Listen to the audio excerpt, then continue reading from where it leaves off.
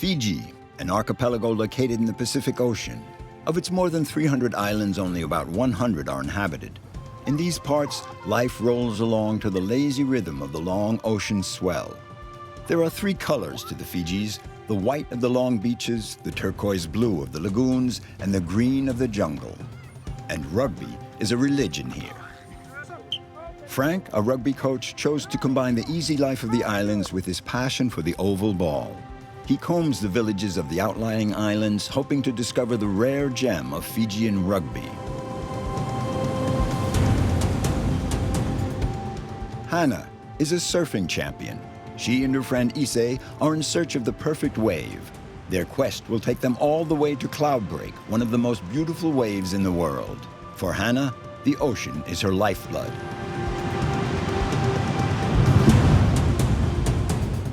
Manasa lives in Benga, an unspoiled atoll where the traditional rituals form the bedrock of the community.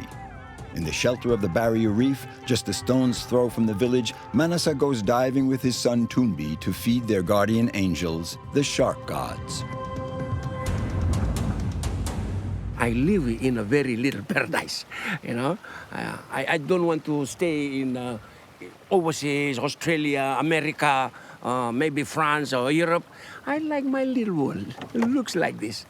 No big, no small. I live this in my heart.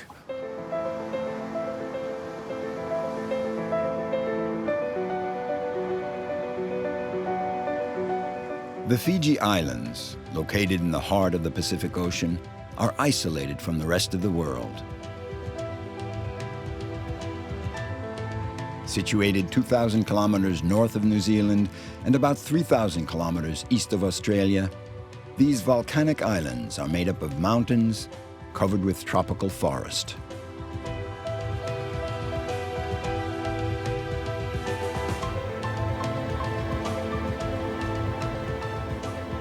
It's a corner of the world where time has never mattered, perhaps because the weather is so clement all year round.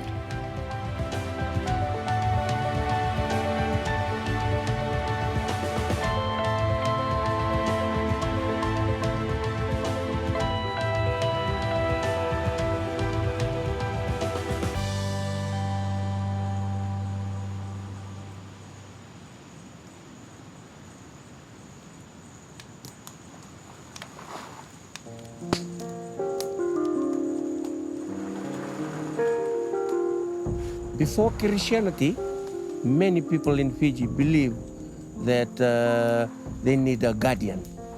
We're supposed to have a guardian. That is before Christianity. So many people in Fiji, they choose different types of nature. They choose nature, like a little mountain, ocean, moon, sun. But the people from my village, they choose sharks to be their sea god. So the story goes like that. We believe that the sharks in the oceans, those are our guardian.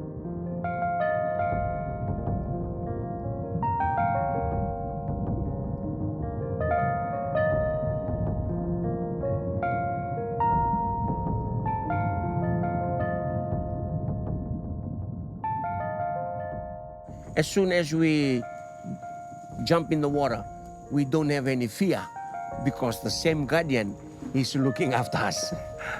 You know, ocean, they rule the ocean, right? Sharks rules the ocean. They balance the ocean. Okay, when we jump in the water to meet them, we respect them.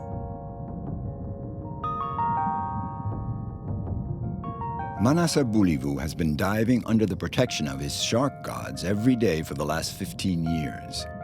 These turquoise waters were part of his childhood, and his first dive was a revelation. Ever since, he has been doing his best to preserve this underwater realm and protect the coral barrier reef.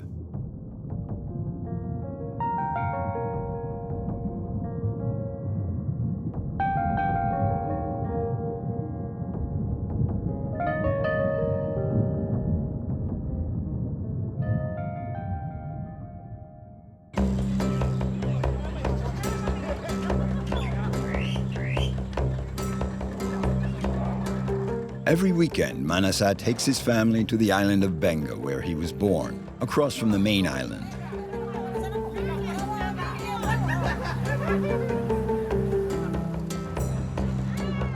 The ferry does a daily run and takes 2 hours to make the crossing. Everyone on the boat knows Manasa. They even call him Papa. He holds a very important position in his community. He is the village spokesman.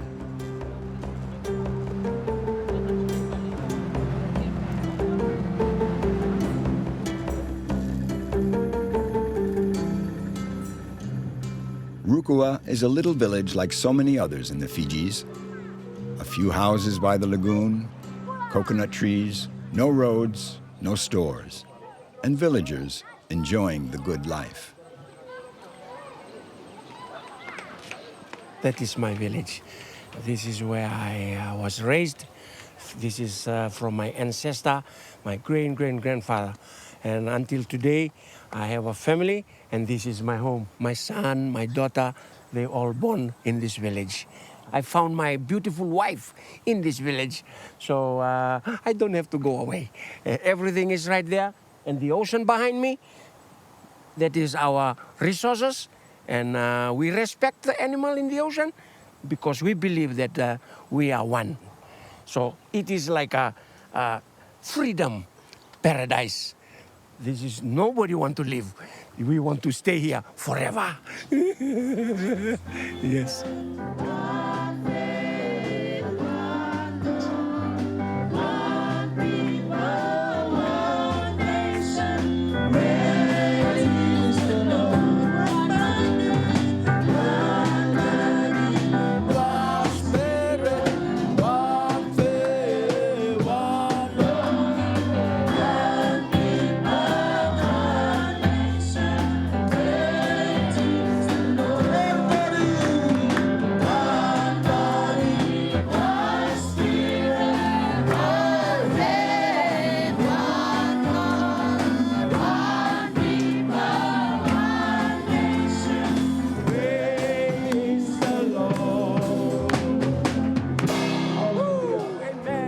I have a little bit of heart problem. In 2007, I was in hospital, and since then, my whole life changed. It's changed completely. Yeah. I choose the way to be a very honest Christian, to worship the mighty God. And I'm very proud to be a preacher and look after a church. The everlasting life is only given by the Master himself. Hallelujah. By God himself. By the Lord Jesus himself. No one can give this life. It's only him himself.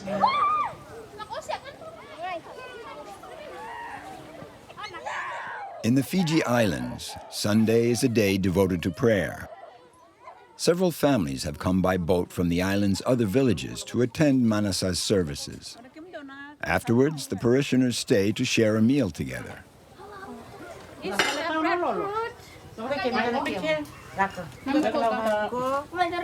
the traditional ways, like to share. Like Fiji, the standard of living is low, so most of the family that doesn't have like a source of income.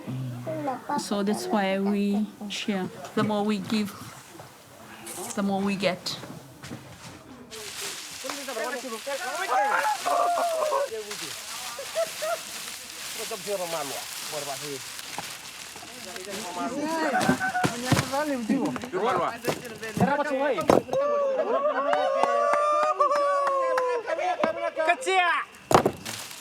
This morning, they're preparing for a traditional ceremony in the forest. The young men of this island have a special gift, walking barefoot over burning stones, the fire walk. Tumbi, Manasa's son, is going to participate for the first time. Long time waiting. I've been waiting for a long time. 26 years now. I moved to the mainland when I was small, just a small boy. And now today I'm here to do the fire walk. I'm gonna do the firework today. Yeah. It's good. I'm very excited about this.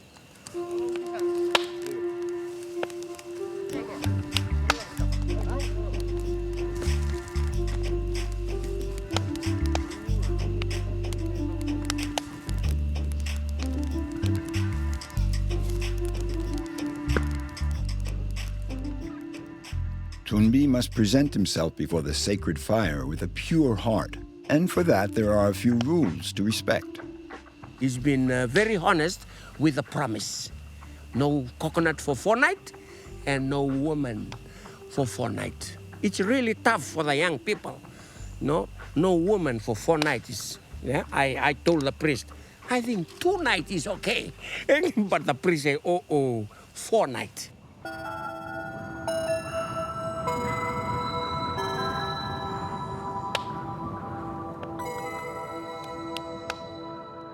The stones have been heating in the fire pit for 5 hours.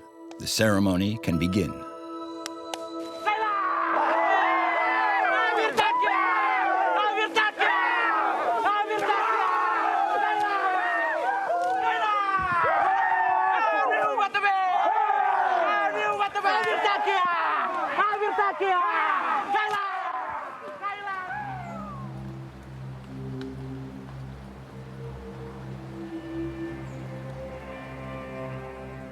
The men are totally concentrated. They're invoking the spirits and asking them for the ancestral power that only the village inhabitants possess.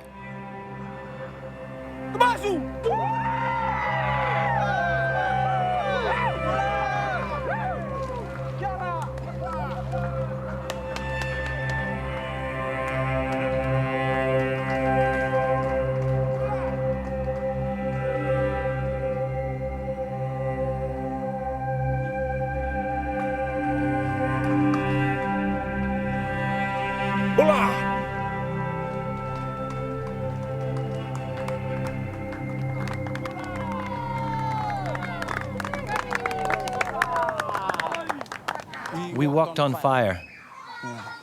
Yeah, no pain. The stones felt cold. It's okay. It's the power of the fire walk. We gather it here, and we use it to walk over the stones.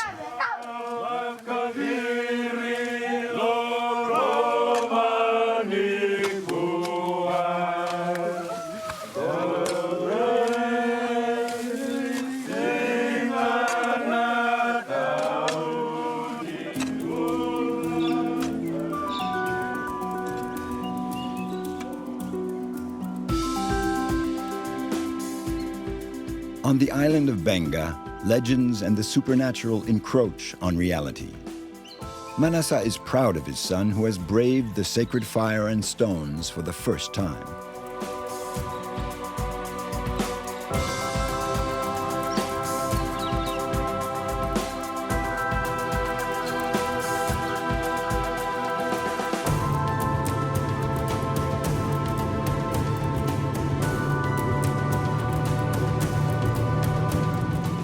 Tumbi loves diving just as much as his father.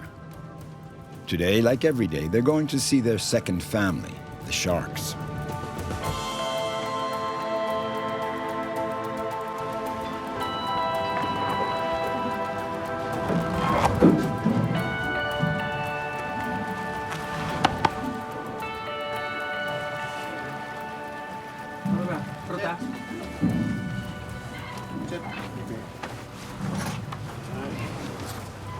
So I'm just about to get ready to introduce myself to the underwater world. Most of the animals, they know me very well the last 15 years. So still I have to use this. They know Papa very well.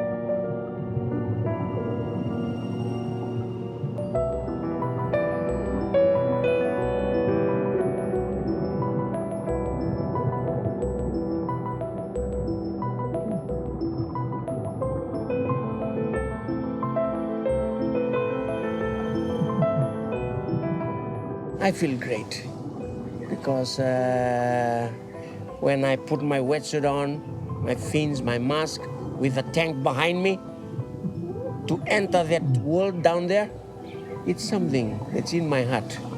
I know, because in the underwater world, there is my guardian there. He looks after myself, my son.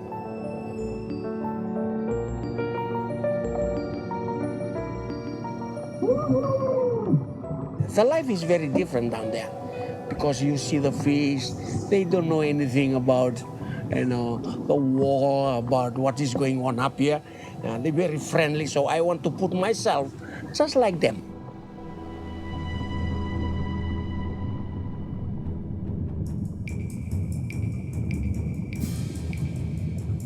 Since he had his heart attack, Manasa doesn't dive more than a few meters down. Tumbi has taken over from his father. He has a rendezvous in the depths with other sharks, the bulldogs.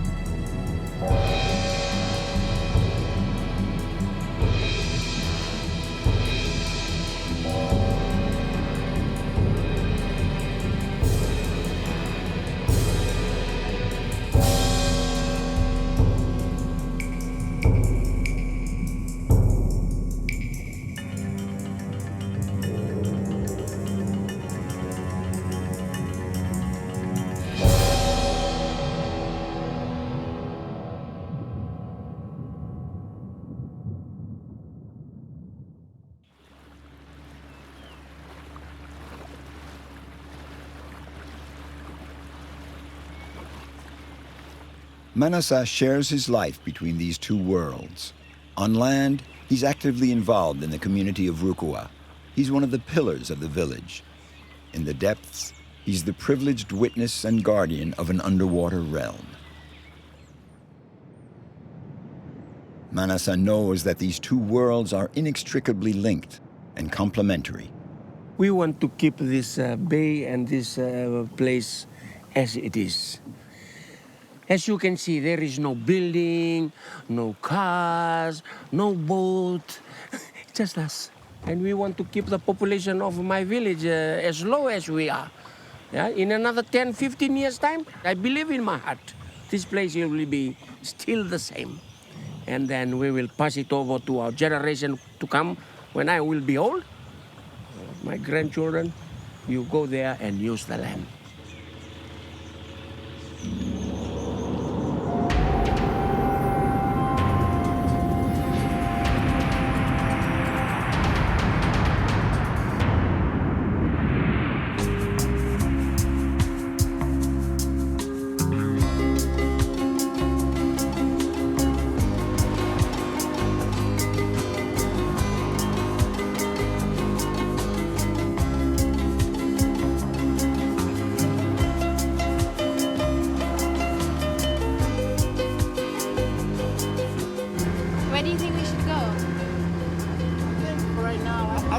Cloudbreak.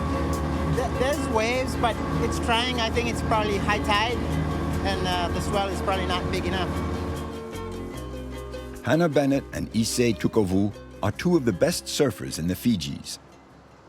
They spend days on end in search of the best waves.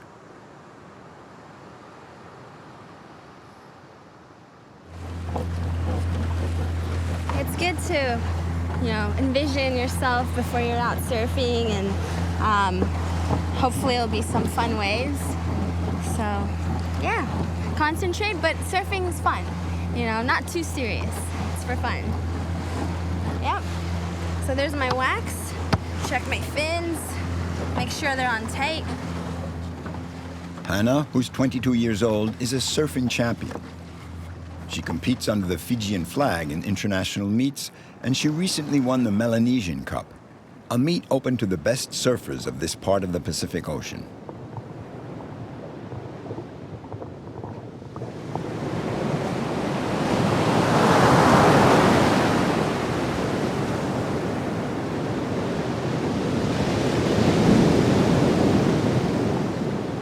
It takes one wave to fall in love with surfing, but it also takes one wave to just completely not want to do it again. But when you fall in love with it, it's so worth it. It's, words can't really describe it.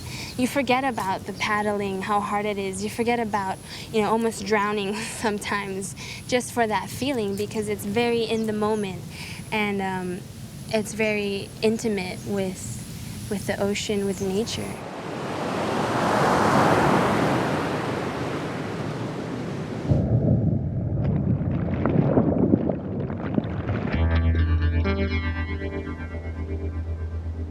Hannah grew up in Rotuma, a remote group of islands in the northern Fijis.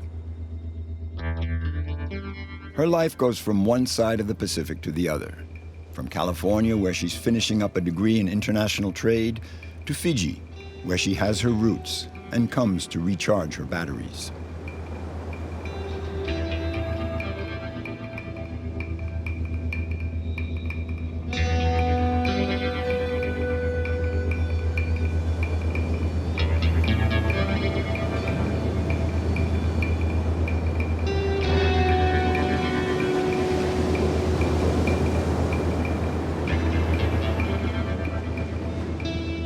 Earth is the water planet. It's everything, it's all around us, it's in us. Physically, you can't live without water, but also mentally, I don't think I could live without being surrounded by the ocean.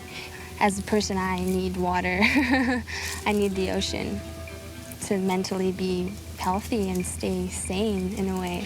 I could never live in the desert or inland or in cities for years at a time. Wherever I go, it's always based off of where the ocean is going to be.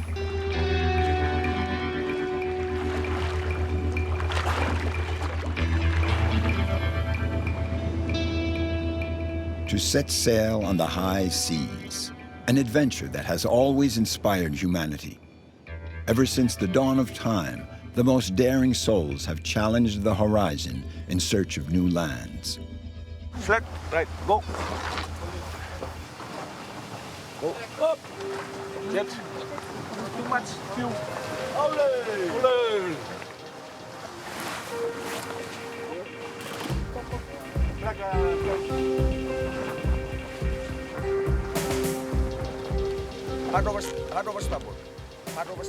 It's generally thought that migration to the islands of the Pacific proceeded gradually, starting in southern China. The men and women who would discover the largest ocean on Earth first made a sojourn for several generations in Taiwan. Their most intrepid descendants pressed onward to what is now the Philippines and Indonesia.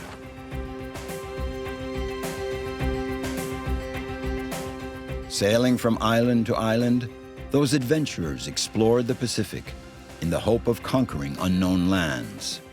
Those mariners opened new routes towards virgin territory.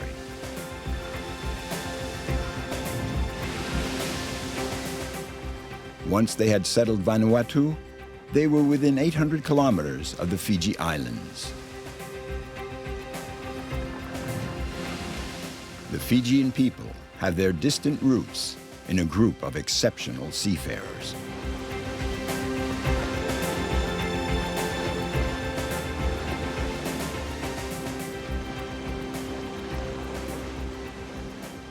In 2011, a German philanthropist decided to revive that epic journey in his own way. He built several traditional sailing canoes to undertake a sea odyssey across the Pacific to California. Hannah followed the expedition very closely. She was even a crew member when this boat first took to sea off the coast of Fiji. Angelo, a skilled sailor, quite naturally became skipper of this mythical craft, the Uto ni Yalo, heart of the spirit. Dion, select this one. Faster. There were 7 canoes like this, all the same, different islands, like Samoa, Tahiti had 1, New Zealand had 2. So we sailed as a fleet, just raising awareness and trying to prove that what our ancestors did, we can still do it. You know, we proved that we don't need fuel to travel so far, and we did it, you know. The voyage was 20 months in total. Days in sea, the longest we were out there was 31. No land, no TV, nothing, yeah. Just looking at a lot of flying fish, and that's pretty much it. These latter-day seafarers accomplished the entire crossing without the help of any navigational instruments, just like their ancestors. No charts, no GPS, no sextant.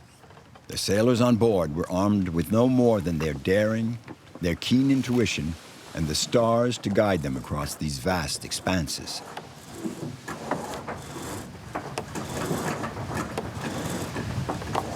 That knowledge is being lost now. Only a handful of people, they know it. So one guy in Satawal, in Micronesia, he taught 5 people. His wish was for that 5 to teach more. So we were lucky we had 3 of the 5 on the voyage. Yeah, that was a big part of people's lives back then, you know, our ancestors, this is what they did. And to see it, you know, unfold and people try to practice it the same way is a beautiful thing. It's reviving our culture again, and it's reminding the next generations of who we are.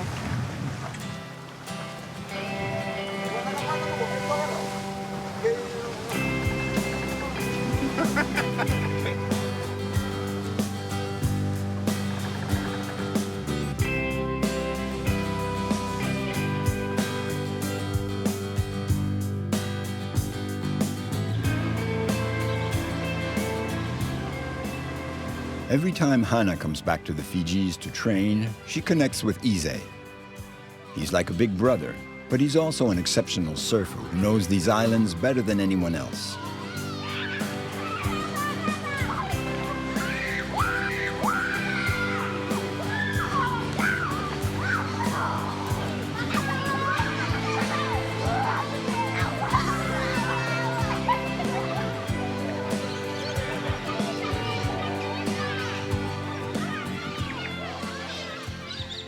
To get out to the open sea and the rollers, Hannah and Ise have to cross a vast mangrove swamp, a sort of natural passage from the world of land dwellers to the realm of the surfers.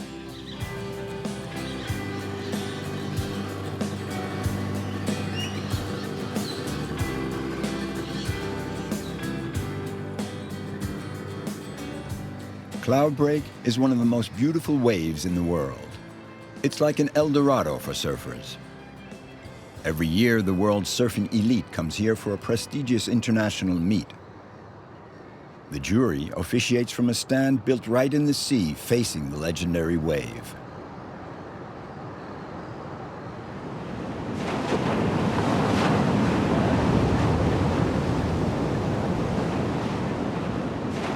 For me, the perfect wave is a feeling. That's very hard, I think, when you're surfing. It's very in the moment, and it goes by so fast sometimes you don't appreciate, or you can only reflect on it after you've surfed the wave. But for me, the perfect wave is being able to actually recognize that feeling as you're surfing the wave. So a nice, long, you know, good-sized wave that as you're surfing it, you're aware of how good the feeling is, you know. Yeah. Nice, babe. Woo! It's very easy to shoot waves in Fiji. The waves are so nice here. The light is perfect. Water is blue. You don't have to be a very good photographer to take great photos here. It's really easy. Look at this place. It's beautiful all by itself. Surfers form their own tight-knit community, and Stuart is a well-known figure at Cloudbreak. Beautiful. Come have a look at your shots. So many sick ones. Look at this shot. You're gonna freak out. This is like a magazine cover. Check this out. Oh, wow.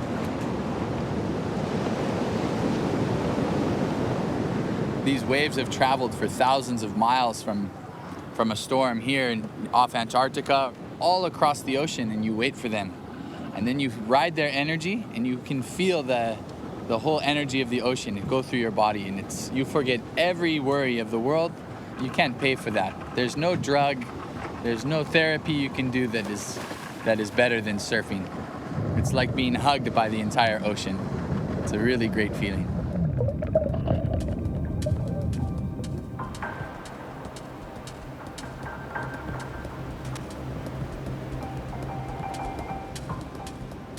Surfers don't pit themselves against the ocean and the waves. They strive to become their accomplices and play with the elements in order to reach a state of pure pleasure.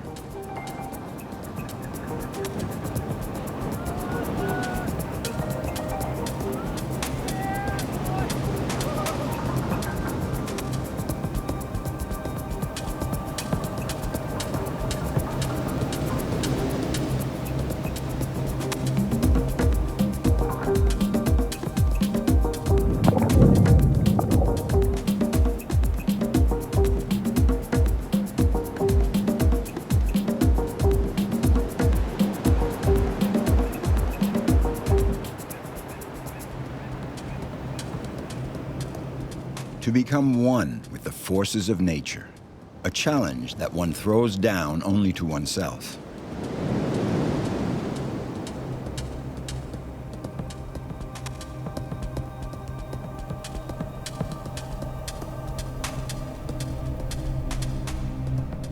You feel very vulnerable, but very powerful at the same time. You know, sometimes I'm the biggest scaredy cat out there. I'm terrified, but that's when I feel most alive.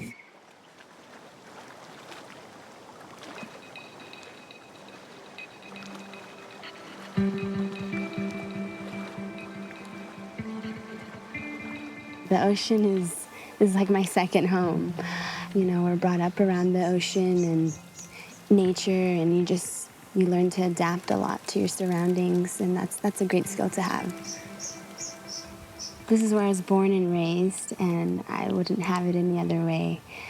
This is my home base. I mean, everywhere I go, it's almost as if it makes me appreciate Fiji even more, and it makes it just as special.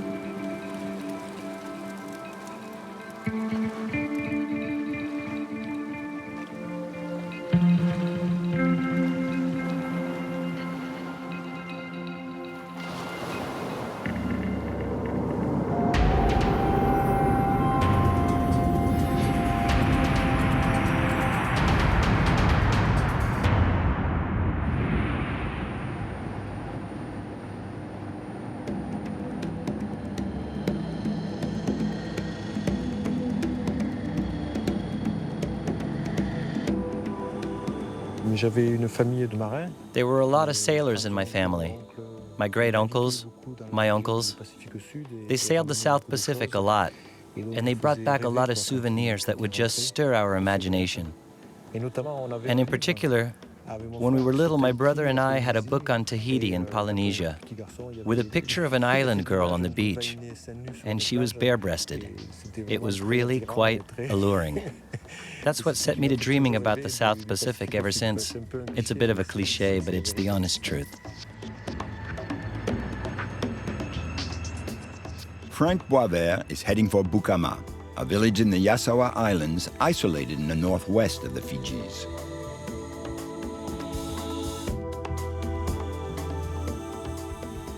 Franck has been an international rugby trainer for more than 40 years. Whenever he can, he goes from island to island meeting the village rugby clubs. He's also out to spot the young talents that may someday play in the world's leading clubs. Fiji is a major rugby power in the Pacific. And in fact, if it weren't for its international reputation in this sport, the archipelago would be completely forgotten. Franck has been living in the Fijis for 17 years, but this is the first time he's come to train the players of Bukama. Still, everyone knows him because he worked with the national rugby sevens team here.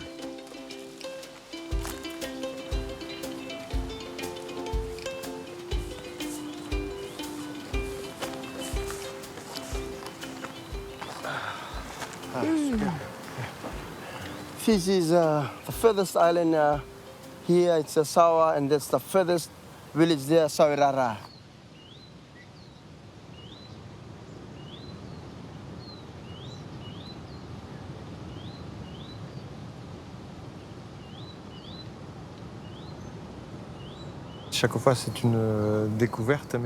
It's a new adventure each time, but more important, there's the notion of sharing.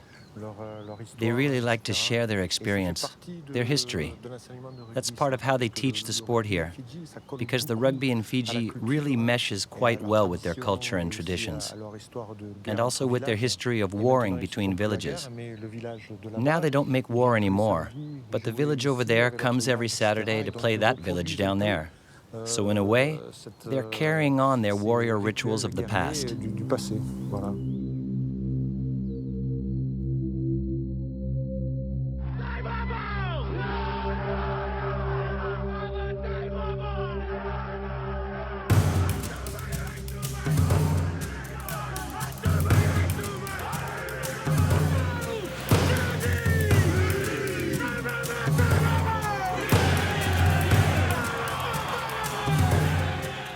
In Fijian rugby, the clan spirit is an essential element. Each match begins with the Tumbi, a warrior dance designed to provoke and intimidate the adversary.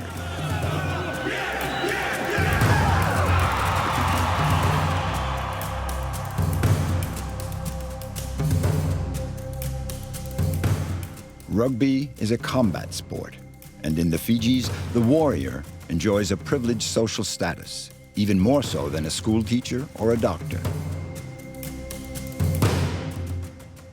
If God invented rugby, he surely invented it for the Fijians, and in particular, sevens rugby, no doubt about it. And I think that's just what God did. He invented rugby for the Fijians, the Tongans, and the Samoans. Seriously, it's a blessing for these countries because it can channel all the energy of the youth and the warrior spirit that goes with it to defend their village, to defend their island. It's essential, so we have to use that.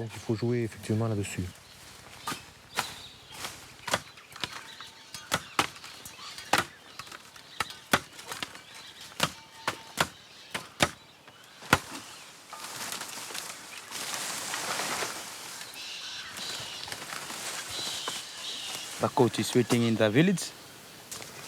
Something we don't know, we learn from him. And the first time too, we see Franck. We just hear his name on the radio, see on the TV. First time to see him.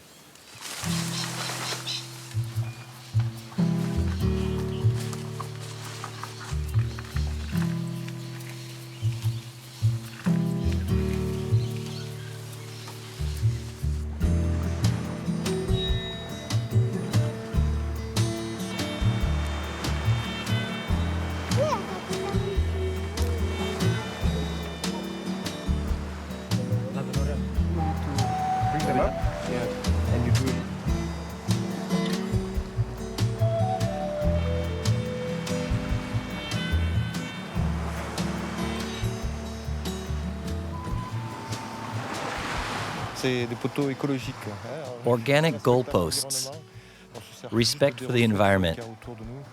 We use what we have at hand to construct the goalposts. This is genuine rugby, like we used to play as kids in the villages of southern France, in Catalonia, and in Occitania. We used to do things like this, so for me, this is like going back to my roots.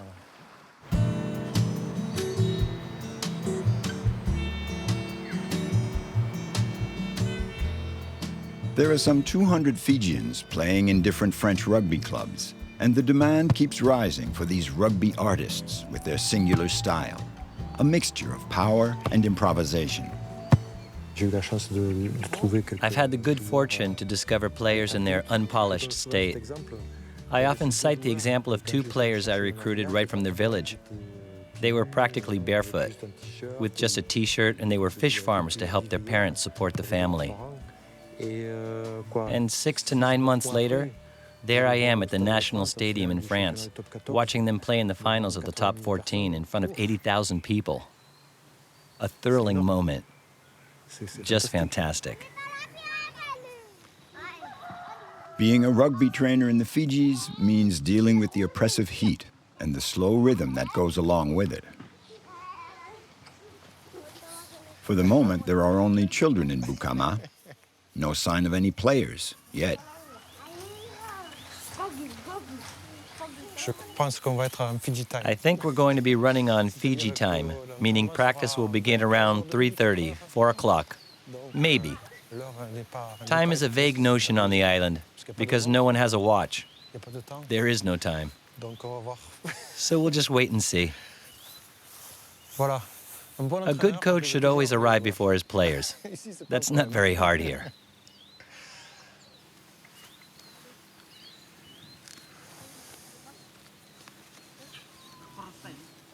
Hola, Charlie. How are you? How was work? Good, good. Yeah, yeah. Your teammates, they're gonna come soon? Yeah, soon. Yeah, yeah. All right.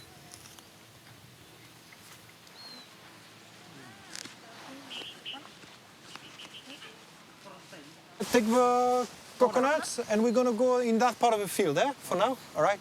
It's this part of the field is better. Okay, let's go.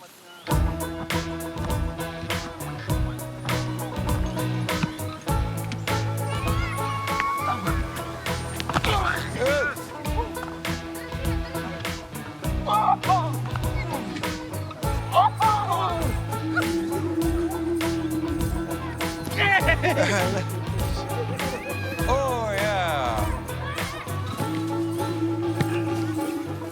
When you do the group game, then I blow whistle. Up, then you go long passes. Ready, go! Get out of the way, guys. A time inside shoulder, good. Well done. Ready, go! They're not used to training. They're not used to having strict practice sessions, not used to organized drills. So you have to break them into the routine. But once you do, they take the ball and run with it. Straighten up. Good. Very good. All right. You just have to give them a few pointers, put a little order into their game. And once that's done, they know how to do the rest. Good. All right. Pass. Pass. Pass. Put it down. Put it down. Run away. Reline. Reline. Reline. Good. All right. Go. They play for fun, to relax, which is a strong point because I think you need a playful dynamic to do well in sports. You really have to have fun, enjoy it, and all the rest will flow naturally. The really nice thing about these islanders is that their basic motivation is the joy of playing.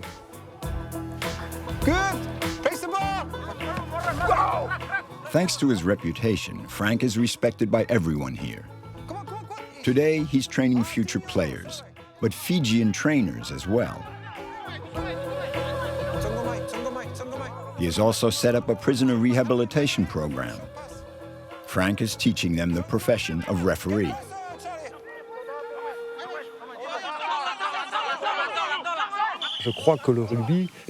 I think rugby is a social regulator. You'll notice that in countries where there's not as much rugby, the crime rate's extremely high, but not here in the Fijis. And I noticed the same thing in Tonga and Samoa. All the young people play rugby. At 4 o'clock in the afternoon, they get out of school, they get off work, they come in from the fields and they play rugby. And when the match is finished and they've gotten rid of all their aggressive hormones, they're worn out, with no energy left to go out and get themselves into trouble. All right. Crouch. Bind. Set. All right. Look at that. Beautiful there. Yes. All right.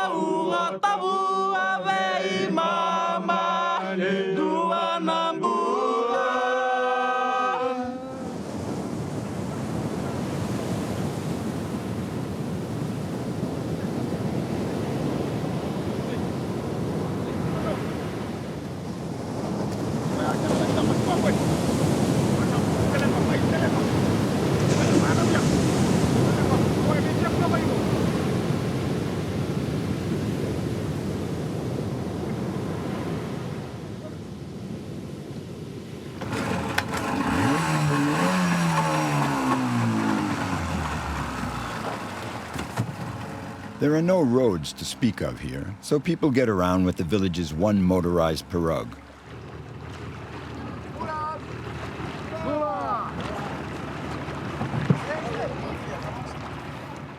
In the Yasawa Islands, they even bus the children to school by boat.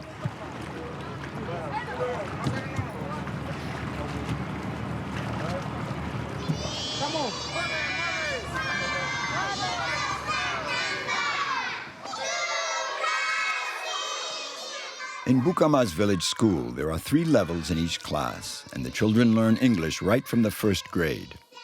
English and rugby, both legacies of the British colonization.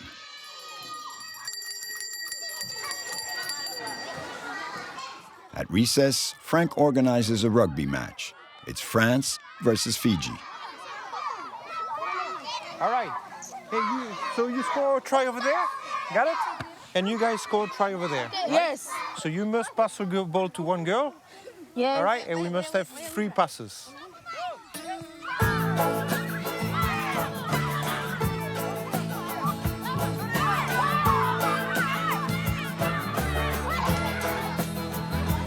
Oh, that's a nice pass.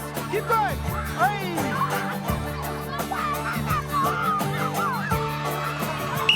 Okay, knock up. Ball to France. Here we go. Here we go.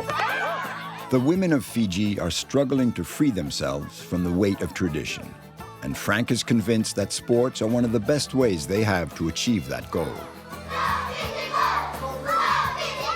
Promoting women's rugby has been a personal crusade of Franck for 30 years.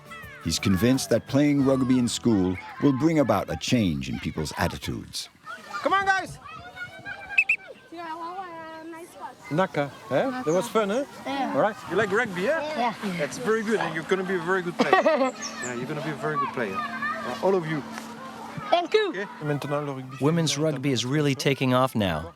And here in Fiji, we have the Fijianas. Maybe you can play for Fijiana, Yeah.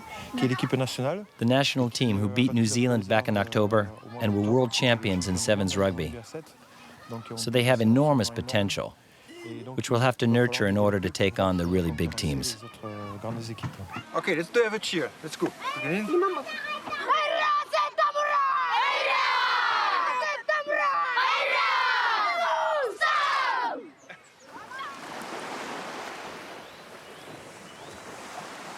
Franck continues his voyage on to the next island, on to the next rugby pitch.